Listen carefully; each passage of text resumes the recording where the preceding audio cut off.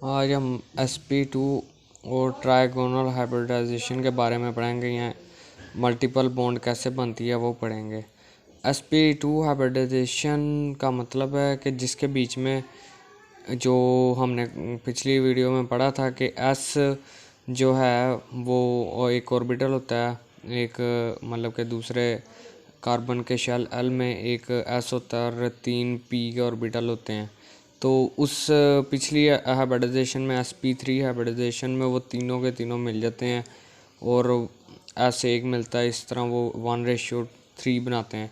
इसके बीच में 2 p मिल रहे हैं जिससे की वजह से ये 1:2 बन रहा है, एक s का और 2 जो हैं वो p के बन रहे हैं। इसके बीच में आप ये अगर हम इथेन की बात करें, इथेन में ये हाइब्रिडाइजेशन होती है। मसलन कार्बन जो है, कार्बन के अंदर जो ऑर्बिटल होते हैं, कार्बन के जो ऑर्बिटल हैं p 3 p होते हैं और एक s होता है।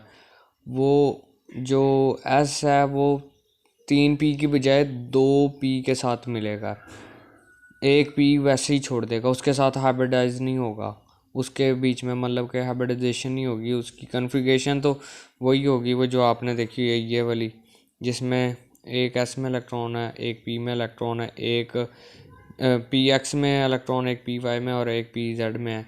लेकिन जब मिक्सअप होंगे तो ये 2 और एक s आपस में मिक्स होंगे, ये वैसे ही पड़ा रह जाएगा।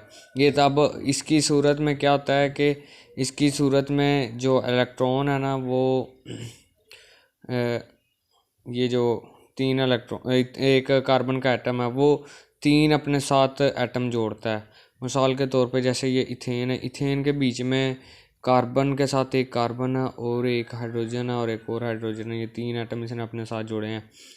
ये क्या चक्कर है, ये कार्बन जो है, एक इलेक्ट्रॉन जो है वो जब sp हाइब्रिडाइजेशन करेगा जिसमें 3 sp होंगे, 2 p होंगे और एक s होगा, उसके बीच में कार्बन जो है वो एक इलेक्ट्रॉन जो है वो इसे देगा हाइड्रोजन को, जिसमें हाइड्रोजन में s करेक्टर है, s और sp बॉन्ड बनाएगा इसके साथ, और इसके साथ भी ऐसे ही बनाएगा, लेकिन कार्बन कार्बन के साथ sp2 सिग्मा बॉन्ड बनाएगा। सिग्मा बॉन्ड वो होती है जो कि बिल्कुल न्यूक्लियस के, 2 न्यूक्लियस के दरमियान में, बिल्कुल बीच में।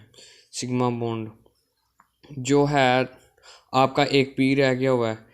p इलेक्ट्रॉन जो है ना, p वाला इलेक्ट्रॉन, वो p वाला जो ऑर्बिटल है pz, वो ऊपर ऐसे ही पैरेलल इसका रहेगा, ऊपर परपेंडिकुलर रहेगा, ये जो प्लेन है इसके परपेंडिकुलर रहेगा। और जो परपेंडिकुलर रहेगा, और दूसरा ये है कि जब कार्बन ये sp2 हाइब्रिडाइजेशन करता है तो इसके बीच में आप देखें कि कार्बन जो है एक ही प्लेन पे उसके सारे ऑर्बिटल होते हैं, ऐसे ऐसे और ऐसे।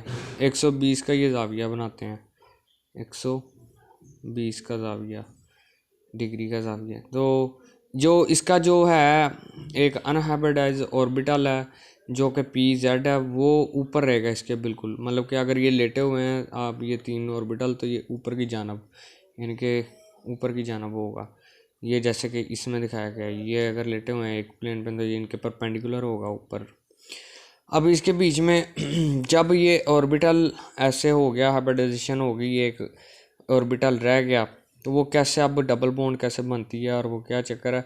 जब तक ये इलेक्ट्रॉन, ये जो ऑर्बिटल है p आपका, ये एंटी बॉन्डिंग में इसके इलेक्ट्रॉन होते हैं। जब एंटी बॉन्डिंग क्या होती है और बॉन्डिंग ऑर्बिटल क्या होते हैं कि जब इलेक्ट्रॉन जो हैं वो ऑर्बिटल, मैंने आपको बताया ऑर्बिटल की शेप ऐसी होती है, किसी भी ऑर्बिटल की जो p के हमने 3 पढ़े हैं, जब उसके एक आमने सामने ऑर्बिटल के, मतलब कि एक तरफ बिल्कुल आमने सामने इलेक्ट्रॉन आ जाएंगे तो फिर वो बॉन्डिंग इलेक्ट्रॉन होगा, क्योंकि वो आपस में मिल सकते हैं, और इस सूरत में एनर्जी लो हो जाती है।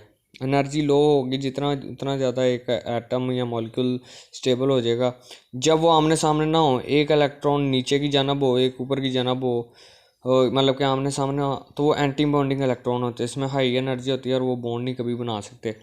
तो जब ऐसा होगा तो वो बॉन्ड नहीं बना पाएंगे।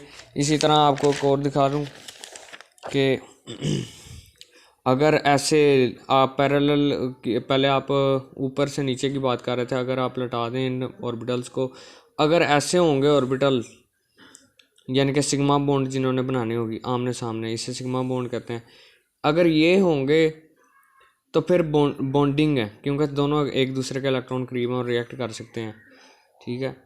और अगर ऐसे हुए या ऐसे हुए, यानी कि एक भी इलेक्ट्रॉन अगर कम हुआ या दोनों ही ना हुए आमने सामने, तो तब ये एंटी बॉन्डिंग होंगे, एंटी बॉन्डिंग सिग्मा होंगे, एंटी बॉन्डिंग सिग्मा। ये सिग्मा है बॉन्डिंग ऑर्बिटल है और ये एंटी बॉन्डिंग है। इसी तरह पाई की अगर हम बात करें तो पाई ऊपर नीचे होता है, जैसे हमने ये देखें, ये पाई है, इसे पाई बॉन्डिंग है और ये एंटी बॉन्डिंग पाई है, उनका एक ऊपर है एक नीचे है।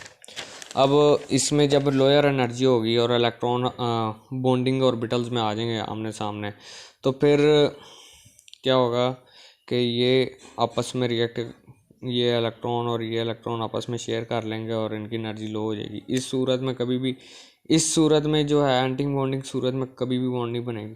बॉन्ड तब बनेगी जब ये ऑर्बिटल आपस में मतलब के बॉन्डिंग ऑर्बिटल में आएंगे।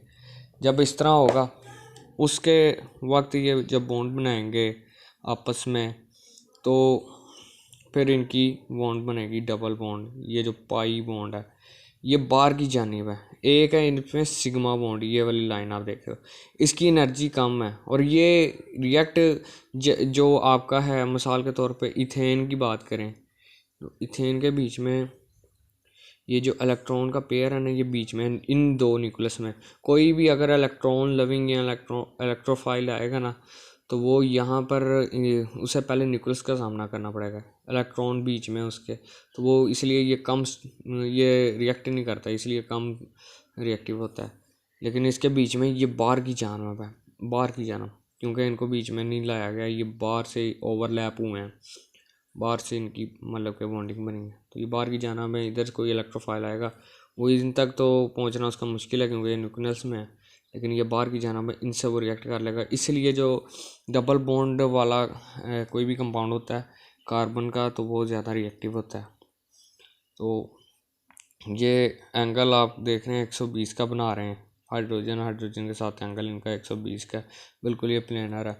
तो अगर आप ये इस तरह अगर बॉन्ड बनती है आपके पास, तो इसी तरह ट्रिपल बॉन्ड भी इसी तरह ही बनती है।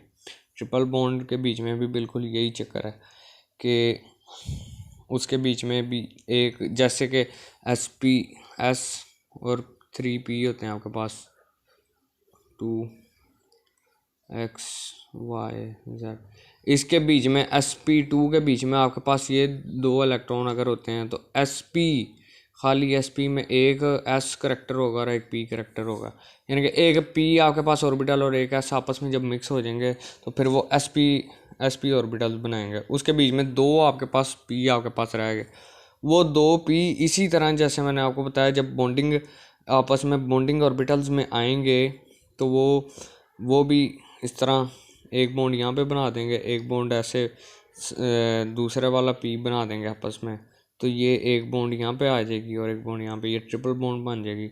ये इससे भी ज़्यादा कम रिएक्टिव है। ये लीनियर होता है जो ट्रिपल बॉन्ड बनता है, लीनियर इसे बॉन्ड भी कहते हैं।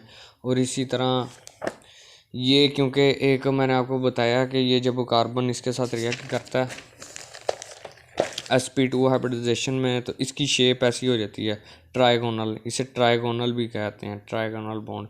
और इसी तरह जो आपके पास है जो sp3 हाइब्रिडाइजेशन है, उसमें जो कार्बन है वो टेट्रागोनल शक्ल अपनी बनाता है, मतलब कि चारों तरफ उसके होते हैं कुछ इस तरह से, इस तरह।